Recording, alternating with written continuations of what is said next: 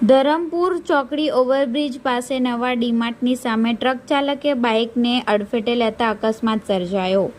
તારીખ 24 મે શુક્રવારના રોજ 5 કલાકના અરસામાં બનેલી ઘટનાની મળતી માહિતી મુજબ એક હોન્ડા કંપનીની શાઇન બાઇક નંબર GJ15DL 7010 ઉપર 18 વર્ષીય યુવક સાથી કામદાર મહિલા સાથે ગુંદલાવથી વલસાડ તરફ આવી રહ્યું હતું। દરમિયાન પાછળ ચાલી રહેલ એક ટ્રક નંબર DN09U9721ના ચાલકે બાઇક સવાર યુવક તથા યુવતીને અડફેટે લેતા બાઇક ટ્રક નીચે ફસાઈ ગઈ હતી અને 50 મીટર સુધી ઘસડાઈ હતી। સમગ્ર બનાવમાં બાઇક ચાલક તથા યુવતી નીચે પટકાયા હતા, જેમને શરીરના ભાગે ઈજાઓ પહોંચી હતી। બનાવને પગલે સ્થાનિકો ઘટના સ્થળે દોડી આવ્યા હતા અને ઘટનાની જાણ એમ્બ્યુલન્સની ટીમને કરી હતી।